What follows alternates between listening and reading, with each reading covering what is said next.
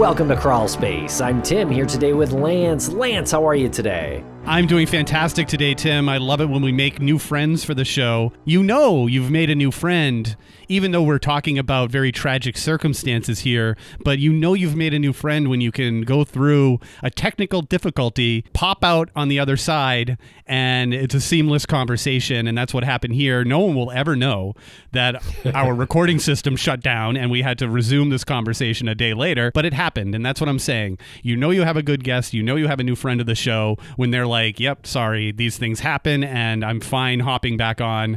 I'm not even going to change my clothes. I'm going to make sure this goes as seamless as possible. And I can't wait for the listeners to hear his story. But Tim, I can't wait for the listeners to hear your story in regards specifically to your mood.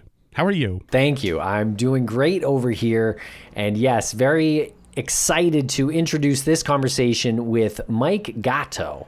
And he is an author, the author of a book called Noir by Necessity, How My Father's Unsolved Murder Took Me to Dark Places. And Mike was an up-and-coming young lawmaker when his father was brutally murdered on November 12th, 2013 in Silver Lake, Los Angeles, California. Joseph Gatto was 78 years old when he was murdered, and the case is still unsolved. And Mike is writing this book because he's asking web sleuths to help with this case. And Tim, you said that he was an up-and-coming politician, and you're right. He was an accomplished politician. He was on track to perhaps run for governor, mayor. I mean, he might have ended up in Washington at some point. He still might. He's a young guy. He still might. And you know what? If I ever get the opportunity to, I will vote for him. And you can check out everything that he has going on aside from and including his father's murder. He's got a website, MikeGatto.com. That's Mike, Gatto.com. And if you do have any information or any suggestions or anything that might be relevant in regards to his father Joseph's murder,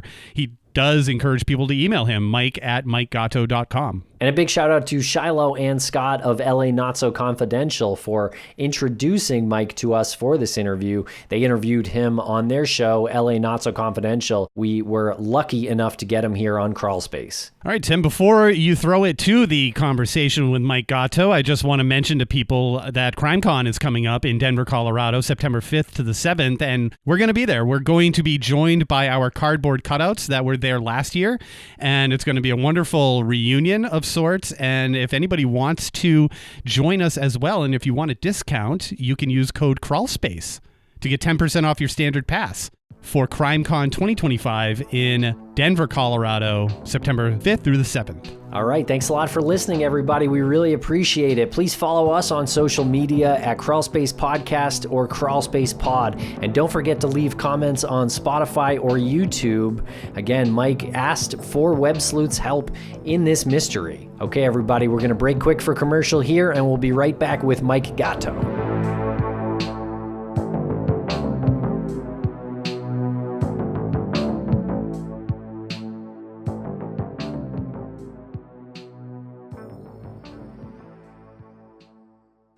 And a thank you to our sponsors. Back to the program. Welcome to the podcast, Mike Gatto. How are you today? Oh, it's good to be here, even though we're talking about a difficult topic. Yeah, that's the problem that we have with doing these shows is that we have these great guests on. You're a great guest. We're very much looking forward to this, but the topics are always tragic. They're always tragedy related, and yours is no different. And before we started recording, we were expressing our condolences for your loss. And it really is a tremendous loss. But before we get into this, can you introduce yourself to the listeners and maybe a little bit of background on you and what brings you to the show? Sure. So my name is Mike Gatto, and I'm best known for my career in politics. I was elected to the California State Legislature, and I rose to some of the highest ranks within the California Legislature. At some point, I was the chair of the most powerful committee in the California Legislature. But a lot of people also know me, particularly in California and Los Angeles, because midway during my tenure in the legislature, my father was murdered in a home invasion robbery in a very safe neighborhood of Los Angeles, a neighborhood that I was in my district and I represented and that I grew up in. And can you tell us a little bit about your dad? Well, my dad was one of those last Renaissance men. He had devoted much of his life to art. He was an art teacher. He was an artist himself. He was sort of that, I'll say, stereotypical Italian personality where he loved creating things and he was very good with art. But at the same time, he was sort of a throwback too. He could take apart an engine with me. He could rewire a house with me. He knew how to do just about everything, work with his hands. And he also had this great sort of, grumpy old man Italian personality. He'd grow tomatoes, he'd grow peaches, he'd give them to everybody in the neighborhood. Everybody loved him, but he also wasn't afraid to tell you, if you said something, oh, that's nonsense, right? So he had this very, I guess, dichotomous personality, or I don't even know if that's the right word, but he was a really, really great guy. Yeah, you can tell that he was a great guy, even in your expression, if people aren't watching this on YouTube or Spotify, if you're just listening to it. When you're talking about your dad, you have this expression on your face, like not a whole lot of bad memories there. I feel like there's a lot of good memories there. When I was reading about him and looking into you, there's a few really great articles about what happened and a bit about the background of your family, but there's this amazing picture of you and your dad at your wedding.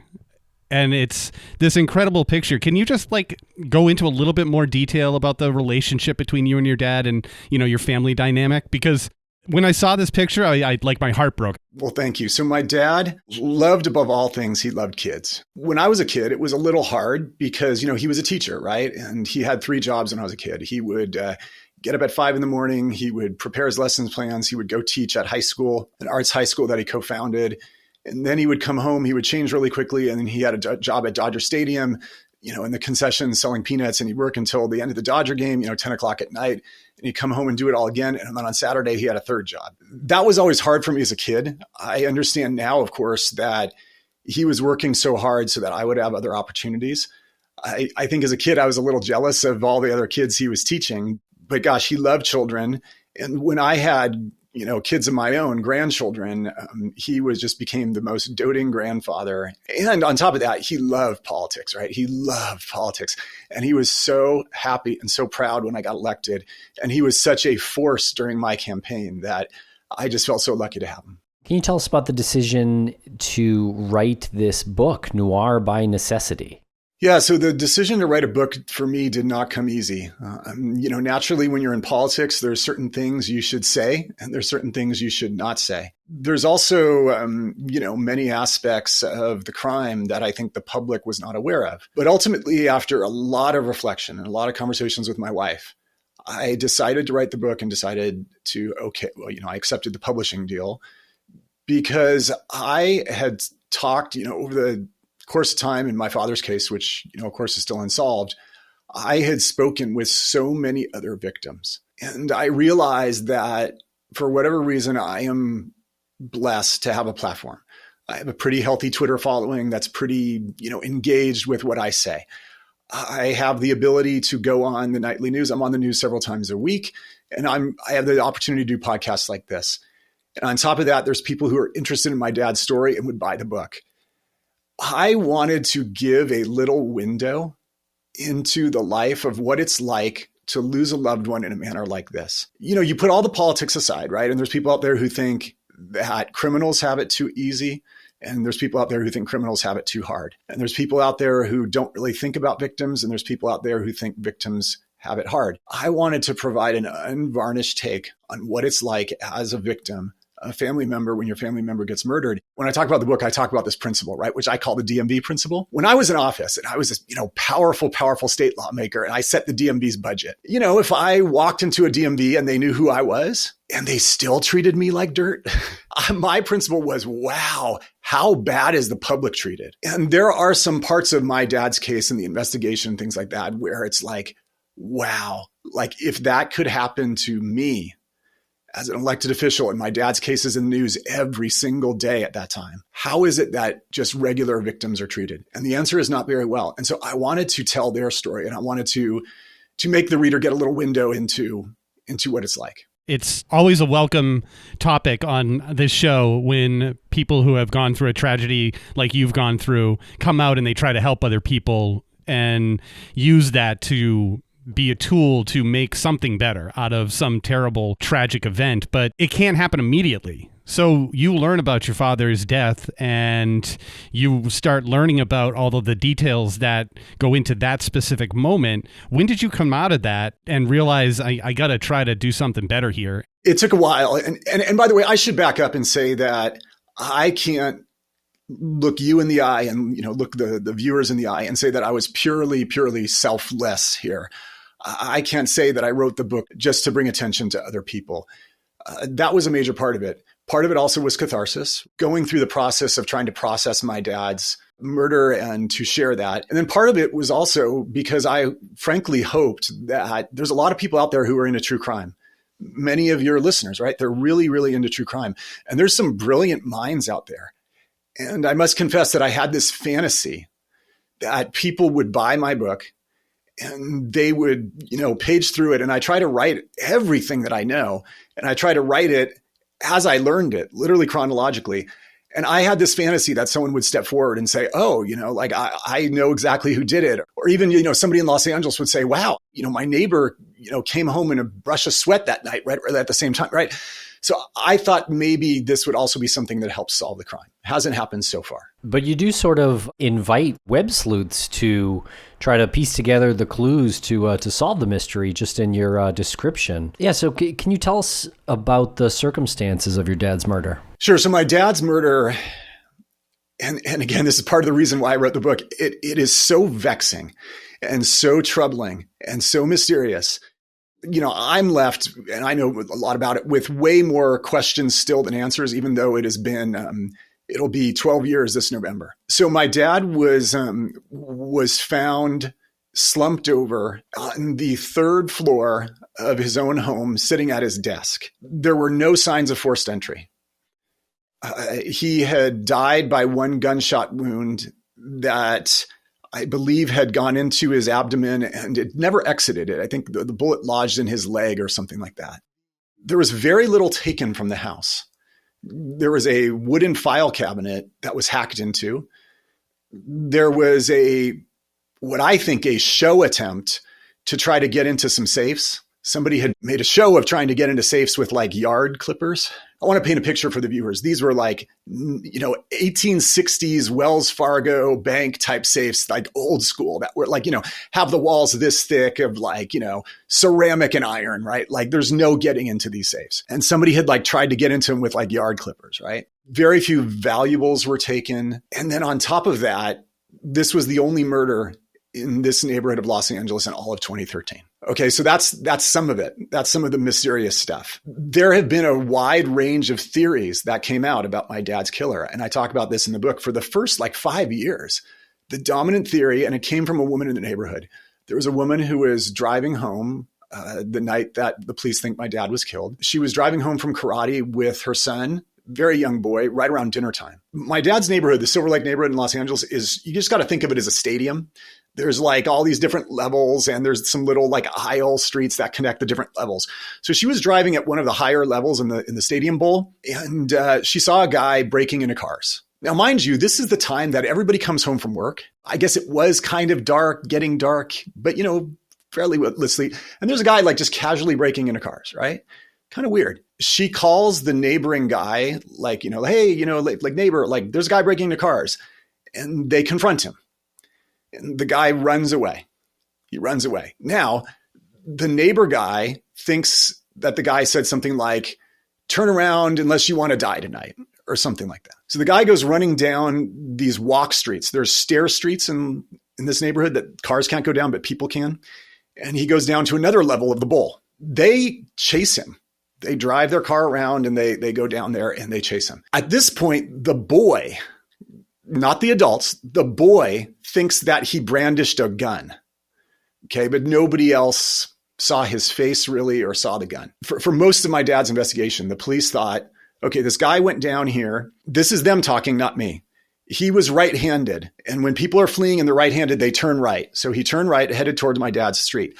Then he thought my dad's street was an alley, so he went down my dad's street. My dad was on a small street, 3 houses. At that moment, again, this is the police talking, a tour helicopter was flying to the Hollywood sign, and the flight path was over my dad's house. This guy thought that it was a police helicopter, that the police had been dispatched. Also at that moment, by sheer coincidence, my dad had gone to Costco that night. We know this for a fact. He had bought a printer. We know this for a fact. He had a hatchback. We know this for a fact. He could not get the printer out from his side door. This is speculation. So he opened the garage door and opened the hatchback, got the printer out, and then walked it into the house. As he pressed the garage door button, the guy ducked underneath the garage door and hung out in my dad's garage for about an hour. Again, this is the police talking. This is their theory. And you can see all the things that they had to do to like make this work. The guy sat in my dad's garage for about an hour. Mind you, there are 3 cars present. The guy doesn't know if, the Ukrainian wrestling team lives at my dad's house. He doesn't know if my dad has 5 grown sons or 2 grown sons or a wife. 3 cars present, my dad's driveway, right? The guy sits in my dad's garage for about an hour and then at some point decides to go into an inhabited house and walks up to the 3rd floor and shoots my dad and then leaves, right? Rifles through some stuff, tries to get into a safe, watches my dad die. That's a key component of it. And then leaves. And since then, in the 12 years, doesn't reoffend again, doesn't get arrested, doesn't do anything like that, right? It was so fantastical to me that's part of the reason why I had to share it with the book, because there's so many things, and I'm sure you've been noting, like there's so many things in there that just are they all have to line up for this theory to work. That's also pretty rare to get a police theory so detailed where you said like everything had to line up and conveniently the Tor helicopter was flying over. And so he conveniently thought that was the police dispatched after him. Again, I'm going to come back to like a time frame. When did they give this to you? Like how long did it take them to come up with this? The first theory after my dad was killed was that it was the Russian mafia. I'm not making this up. Wait, their theory? It was like the media's theory. Okay. Because my dad had a collection of these Russian paintings. He was going to give a lecture on them, and it was advertised, Joe Gatto is going to show up with his collection of priceless Russian paintings and give a lecture, and he's going to show some of them. First of all, the paintings weren't priceless. They were worth a few $1,000s each. Second of all, there was a neighbor who kind of talked to the media, and that's what went out first. When we disposed of that theory, I started talking with the detectives, and I was like, my initial thing was, this is about me, right? This is about my politics. I mean, 2013 was not as crazy as now, but I was like, I had pissed a lot of people off, and some people had done crazy things. It's so random, but I had spoken up. Well, I don't even want to tell the story, but I had spoken up against what I perceived to be anti-Semitic, and some guys had like splashed fake circumcision blood on stuff near me and stuff like that at protests in my office. So there was some strange people, I guess, is what I'm trying to say, who I was concerned had tried to send me a message. The police poo-pooed that. They said, they would have just killed you. Okay, fair enough. But once this woman stepped forward and she came to the media and then the details came out, the police did focus on this. And I remember being so frustrated because one of the detectives originally said, I don't go looking for no unicorns when there's a horse right in front of me. And it's like, well, the horse you're talking about, he fled when he was faced like a mom and her son, but then decided to shoot my dad. You got to like explain all these timing things and the lack of forced entry by he was just sitting there in the garage waiting to duck under. We know my dad took a while to set up the printer and he sent some emails and all this stuff. And so we know that the timeline, there was about an hour where the guy just sat in the garage, didn't take anything, didn't just press the button and leave. But then he decided to go into an inhabited house, shot my dad, and then watched him die, which is a pretty cold-hearted thing to do. Then rifled through some things, didn't really walk out with much, and then left. If this person was so stupid to try to get into a safe with a yard snipper, this person miraculously has been so smart that he hasn't reoffended, right? And like, there's so many holes in it. I mean, I could go on and on, right? Yeah, a lot of seemingly inconsistencies, I think, with that theory. Would this thief have been chased if he was really waving a gun around?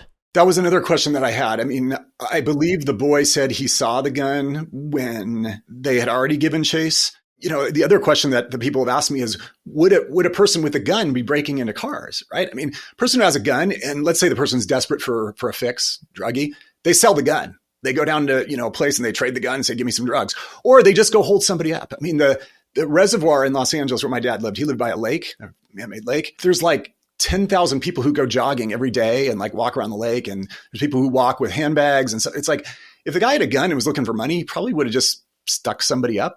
Maybe, I don't know. It's just Weird. You think about also how many car burglars go around packing a gun, because that turns the petty crime where you'll get a slap on the wrist into a major felony. So there's just so many things that are so weird with that theory that I have never really been able to give it that much credibility. And we'll be right back after a quick word from our sponsors. Thanks to our sponsors, and now we're back to the program. I don't want to get too graphic, obviously, talking about the murder itself, but what does it say to you with the gunshot wound being in the abdomen? Yeah, I talked to the police about that quite a bit, and they have given me some perspective on it, and I've tried to process that perspective. Obviously, if this was like a targeted assassination, some very, very professional hitman, they probably would have aimed for the head. Okay, so they have also said it's possible that this was just a spat and some type of accidental killing. Somebody was waving the gun at my dad and it went off.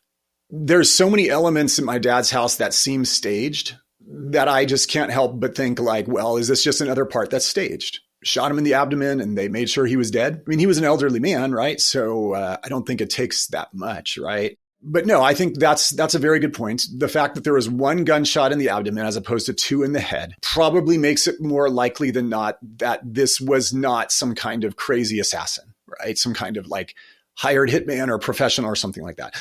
Or it could have just been a hired hitman who wasn't that good. You also said that the bullet didn't go through. It actually got lodged in his leg. I don't have all the details. My dad's autopsy is still private. But it's my understanding, the police told me that what killed my father was that he bled out. He bled out from the bullet severing his artery in his leg. And that also is part of the part that makes me think about the coldness of this person or the psychopathology or whatever is. I don't know if you guys have ever been to a shooting range, but people are used to seeing guns fired on TV. When a gun's fired in your presence in person, especially without ear protection, especially in an enclosed room, it's really loud. And if you're not a professional, chances are you think the whole world heard it because it's really loud. And again, this idea that this person just shot my dad and waited, it's weird, right? It's just so strange. Especially if the guy was chilling in the garage and could have walked out with my dad's tools or jewelry making equipment or gold or a car. I don't know. There's just so many pieces of this that just don't make sense when I try to mentally profile the killer. I will say one more thing, and I mentioned this in the last chapter of the book. The police, continue to tell me little tidbits, right? And each one is valuable to me. And the whole team, different guys tell me different things, which is kind of weird. But I learned recently that my dad apparently fought back.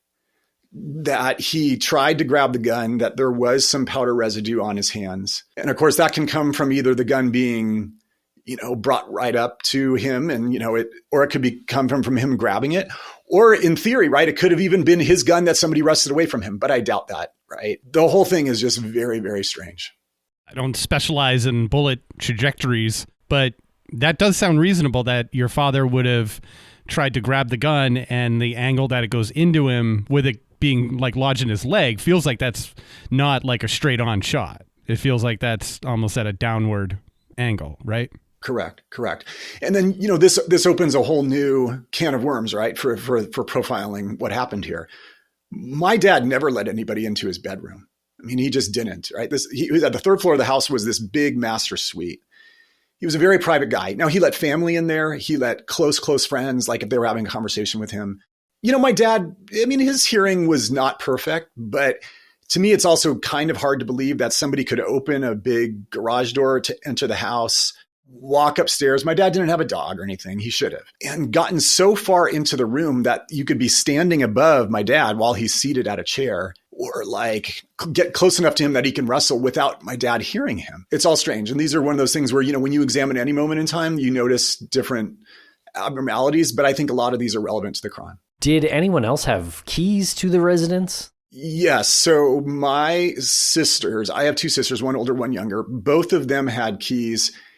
And I believe my older sister's boyfriend at the time also had keys. It was one of your sisters that alerted you initially that your father was dead, right? Correct. My younger sister was the one who discovered my dad's body. That must have been obviously very hard on her. She's the one who called me, on that fateful night and told me that she thought my dad was dead or injured or something. I initially couldn't believe it because, the last thing you're thinking about is murder. My dad was very, very, very healthy. But, apparently she went over there to check on him and went into a dark house and found his body. The reason why she went over there was because she hadn't heard from him, that she was concerned? Some of this stuff I know and some of this stuff I don't. I was away in Sacramento and I was very busy at the time. But I believe they had regular dinners or dinners scheduled or things like that. And I forget if it was a Tuesday night or Wednesday night or Monday night that they had regular dinners. Like I have dinner with my mom every Sunday night, but they had regular dinners scheduled. And I guess they had one or they didn't. And then she went over there and, she let herself in and found my dad slumped at his chair. Some of these other, bizarre clues. You mentioned the safe, trying to attempt to open it with garden shears. There was also a gold ring that was left in that office, if I'm not mistaken. What do these things tell you? I should have also mentioned that when my dad retired, you have to think of my dad as a starving artist who never got to, like nowadays, if you're a starving artist, you just become an actor and, it doesn't matter if I have kids, blah, blah, blah. But my dad's generation, he put off all of his dreams until he retired. But when he retired, he started making jewelry, which was his love. And he actually got success at it, right? And, you start wondering what could have been if he had started earlier. But his pieces were made of gold and silver. They weren't like platinum and diamonds, but they were gold and silver with antiquities sort of blended into them. Very unique. He got some success with it. It is also believed that some of the things that were missing were some of his jewelry that was out in his bedroom / his office. None of the pieces have been found, which again is kind of strange, right? There's sort of an all points bulletin at pawn shops and yeah, you can melt down jewelry pretty easily, but still it is believed without us knowing that some of his jewelry was taken. And they base that on that there were some envelopes that looks like they were rifled through that the thief or the whatever had put on his bed. Again, could be staged, could be not. The weird thing though is my dad did have a very, very big gold like ring, like almost like a wedding ring type thing. And I remember when I toured the crime scene, seeing it right there on his desk. And it's just so strange that things like that were not taken.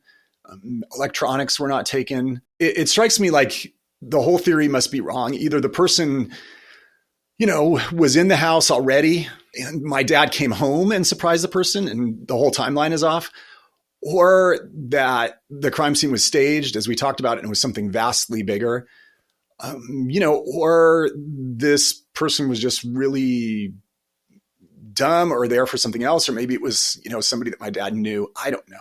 It's so hard to say. The filing cabinet was also rifled through or attempted to be opened? Yeah. So my dad had a little wooden file cabinet that was about half the size of would go up to about your waist. It had 2 drawers. And that was also something that was very strange, is that file cabinet was hacked into. And as far as we know, the contents were taken.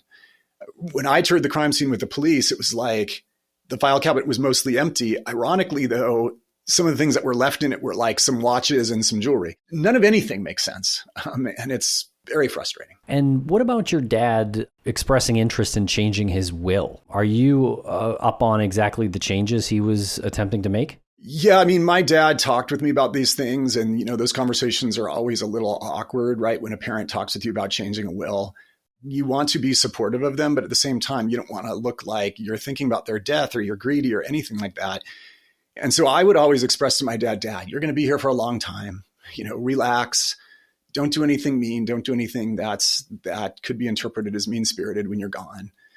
But my dad was very much into grandchildren. He expressed to me literally a month, 2 months, all the time leading up to right before he was killed, that he wanted to change all of his estate planning to skip a generation. His theory was that I was doing okay, and I was, that my sisters were doing okay, and they were, but he wanted to make sure that the next generation had stuff.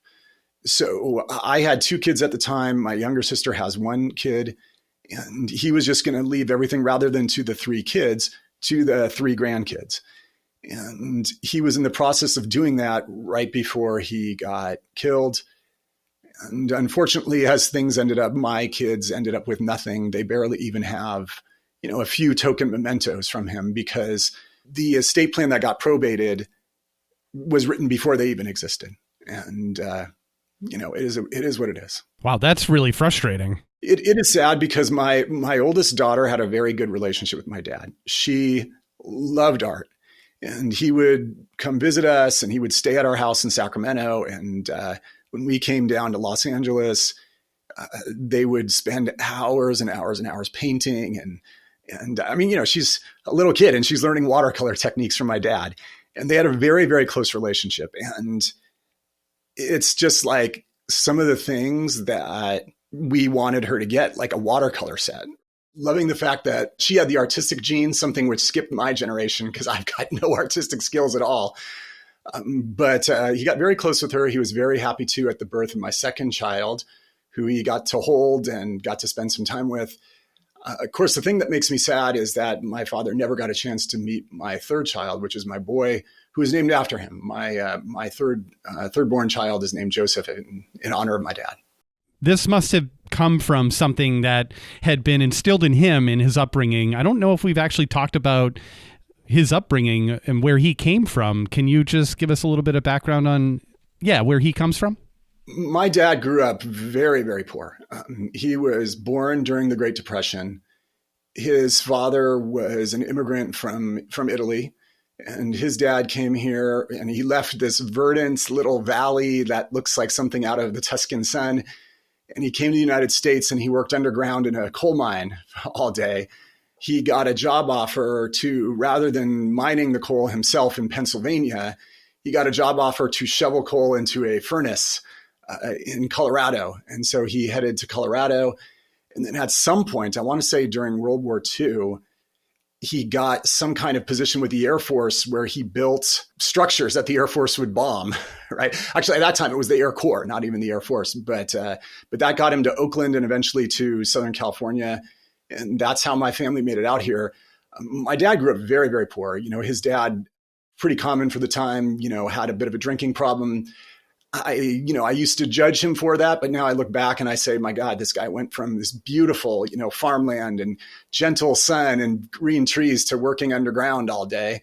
So my dad's upbringing was not ideal, but, he rose above it and he became something that was very different from what his father was. That is quite an interesting career path, going from two different types of coal mining and still having this artistic inclination, this artistic urge. And you said that once he retired, he was able to pursue that a little bit more. Was that something that was ultimately very present in your life when he was raising you? You could argue that my family, every generation is a reaction, right? So you have my grandfather, who is the coal miner, my dad, who was the artist, and then me as the lawyer politician, right? But I don't think that was intentional. I think my grandfather was a genuine guy who worked with his hands. My father was a genuine artist at his core. And I'm a genuine, I guess they call it a left brain person. That's just the way I am, right? I can't change that. He did try to instill art in me when I was a kid. When I bought Legos, or when I got Legos as a gift, he would throw away the instructions and say, no, you build it. You do something creative with this. You figure it out, right?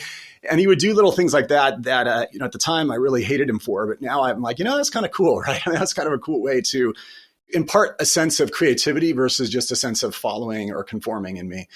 The sad thing is, though, and I know this disappointed him, is he always wanted me to have the ability to paint or to draw or to sculpt or something like that. But man, if you saw my paintings, they never really rose above the level of caveman. And it is what it is. I mean, you got to accept who you are. Hey, don't sell yourself short. I mean, some of those caveman paintings are pretty good. Considering that they didn't have a very big frame of reference. Yeah. These are really bad, though. Trust me. We'll be right back after a quick word from our sponsor. And a thank you to our sponsors. Back to the program. Now, focusing on the case a little bit, how do you feel about the investigation into your dad's murder? Well, I mentally break the investigation down into 3 phases. There was the first team that was on site, and they had a very daunting challenge. They had this mysterious murder in a very, very big 3-story house where my dad was a collector. Right? My dad was somebody who gathered stuff, the pejorative might be pack rat. They worked very, very hard. And then the second phase was, the first detectives that were assigned to the case. And the third phase is the detectives that are assigned now. I think the first and the third phase have gone very well. The second phase was a little more difficult. The first set of detectives that were assigned to the case, they seemed very much confined to their ways. And on top of that, they didn't have a great bedside manner. I'll give a couple examples, and I talk about these in the book. When I went to tour the crime scene, now mind you, I had been up for like 48 hours at this point. I don't know, like a long time. And we had driven, because, like flights with 2 kids and everything like that. We had driven from Sacramento back down to LA. And, I get to LA and the media is surrounding my dad's house and my house. Finally, I get through the cordon of media and I tour the crime scene. And now I'm looking at my child at home. My dad was found, slumped over. And first conversation they have with me when they pull me aside is to sort of lecture me on politics. That's fair. I mean, I was used to it. When you meet a politician, a lot of people want to take advantage to lobby them at that moment. My wife tells a funny story about when my second child was born. The anesthesiologist was supposed to attend to her, but there was a bill that affected him up in the legislature. And so he was like, "Oh, like, you're my Gatto?" And he started talking to me about the bill. And finally she's like, hey, I need the epidural. And so stuff like that happened all the time. But, it's like you expect police to be a little more professional. The second thing is, by chance, one of them went to high school with a cousin of mine, second cousin, not like, somebody super close. But when he learned that, I guess they had a big rivalry in high school. They hated each other. And he kind of took it out on me, which was like kind of strange. Like, again, you're investigating a murder here. Like, I'm not my cousin. You guys, you guys are in your 50s. Like, come on, high school, right? So the first phase of the investigation was rough. And again, the point I make is I'm a strong guy. I can take it. I was in politics, like no big deal. It rolls off my back. But I just wonder what level of customer service the average person gets in a situation like this. And that makes me feel for them. This isn't a question. I just want to echo what the listeners are probably thinking right now, is that when you arrived at the scene in the early stages, one officer tried to lobby you politically, not in any way connected to your father's murder, and another one had this high school grudge that was spilling over to you, but it was actually with your second cousin. Correct. The second cousin grudge came out a few days later. He had looked at my dad's call records and he recognized a very unique Italian last name. And then he's like, "Oh, by chance, are you related?" So that came out a couple of days later. But the political lecturing was the night that I toured the crime scene. Ridiculous. Yeah. As far as your dad's will goes, all I can hear in my head is Keith Morrison from Dateline's voice saying, "Follow the money." Now, have you and your family considered the implications of who could have benefited? Yes. I mean, it's a very unpleasant thought. The circumstances of my dad's death were so frustrating. And the fact that the crime is still not solved after all these years, I would not be a good son to my father if I did not explore every lead.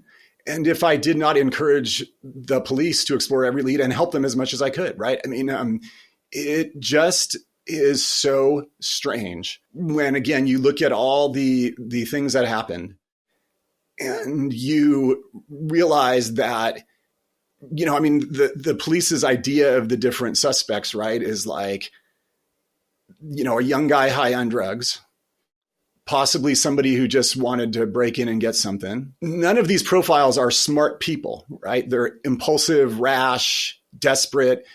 But again, the idea that this person has not reoffended, because, there are some fingerprints, there's some DNA, like it boggles the mind, right? It boggles the mind. And by the way, hasn't talked, right?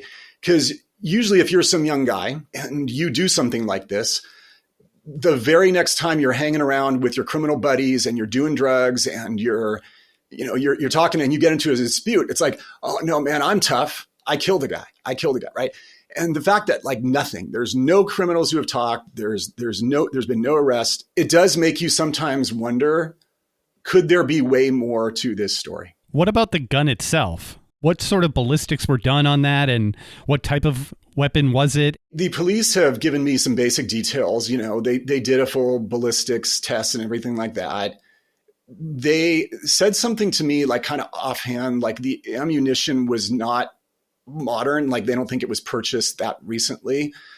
But I mean, again, what does that mean? Could the gun have been stolen? Could the gun have been, taken from some house? Could the gun have been my dad's that someone got and used on him? I doubt it. And we talked about this a little bit earlier. This is just one of the many, many different weird things in my dad's case, right? Because again, if this was like a hitman, a professional hitman, they probably would have used a different gun.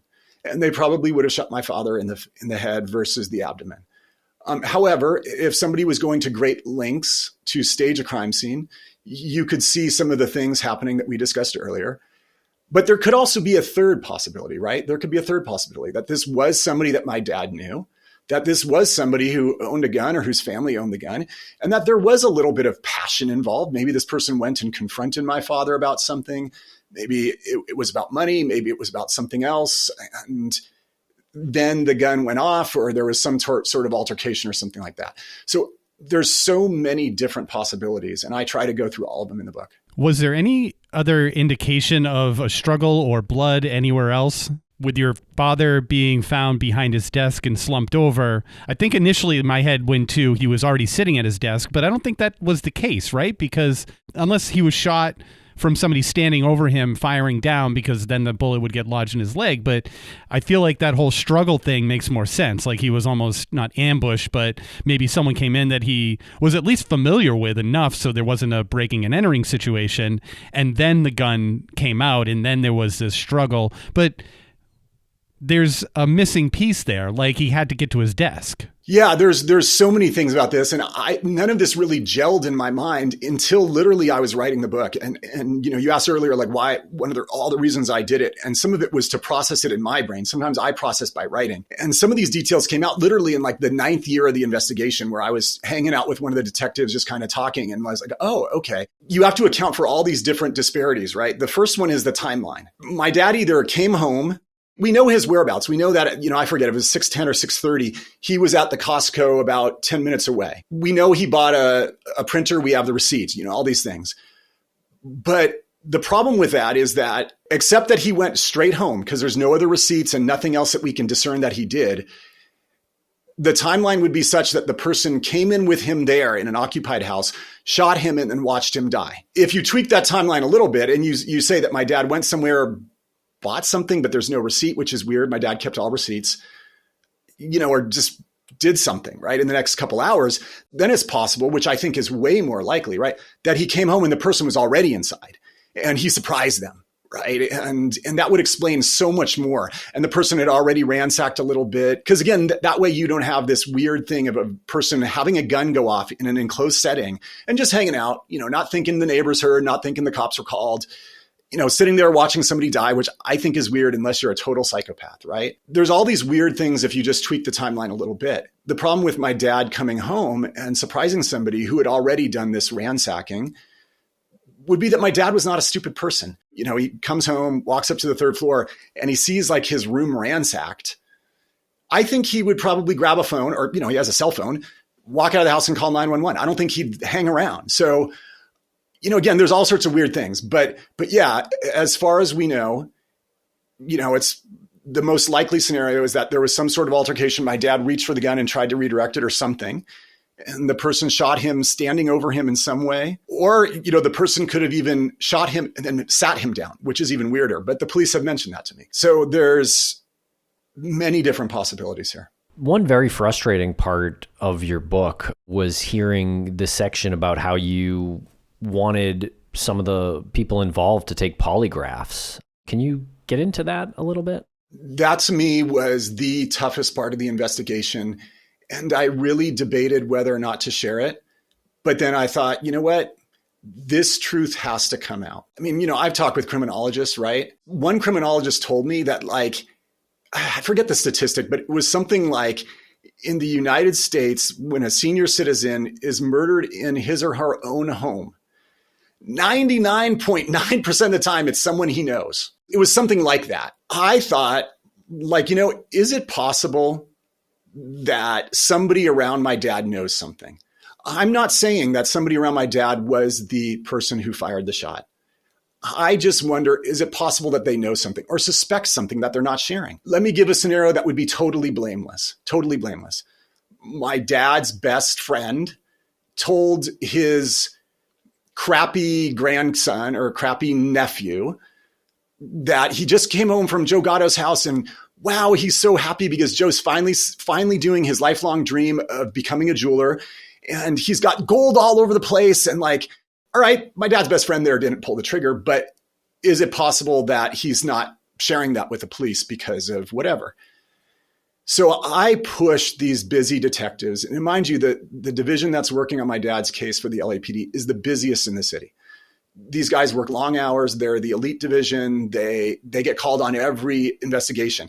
And part of what happened with my dad's case is they invested his high profile case, but then the minute something else happened, there's a threat on the chief's life, they got pulled off to that. And the minute something else happened, and this is LA. This happens. Those pulling things happen all the time. But anyway, I pushed these guys. I pushed them and pushed them and pushed them. And I said, you know what? You got to polygraph like 10 people, right? People who knew him best. And at some point they're like, oh, you want polygraphs so bad? You got to go first, you and your wife. And I'm thinking like, okay, sure.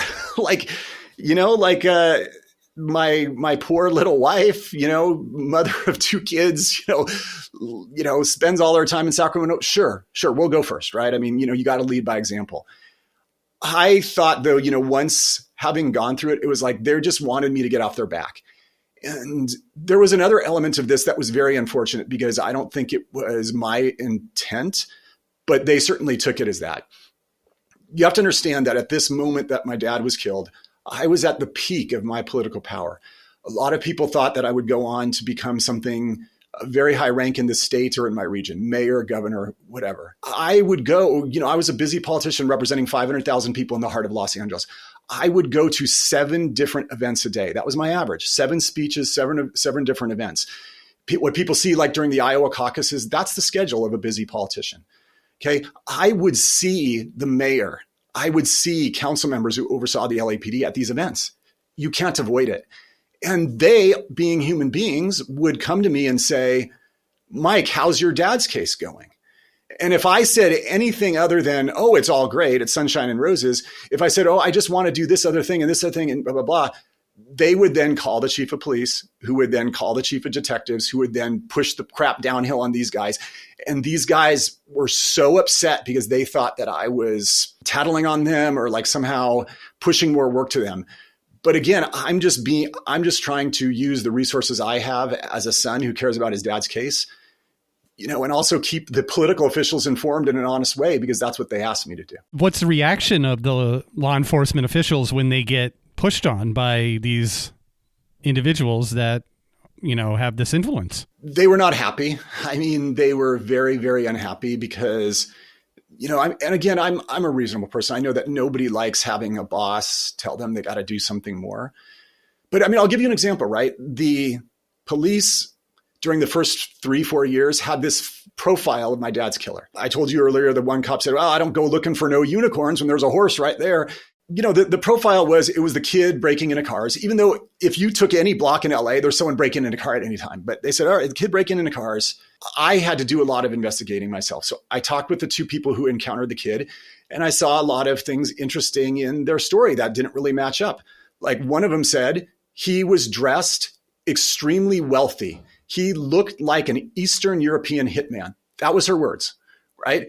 And so then again, that goes more towards, well, why is somebody dressed really nicely who looks like an Eastern European hitman breaking into cars, making a big show of breaking into cars while people are coming home from work? Kind of weird, right? Their theory was like, no, this is a neighborhood kid high on drugs who grew up in the neighborhood. They emphasize that because the walk street that he fled down is not something you know about unless you're from this community. It's very hard to see. You think it's just an entrance to someone's house. So they're like, oh, no, he grew up in the neighborhood. He knew the neighborhood well.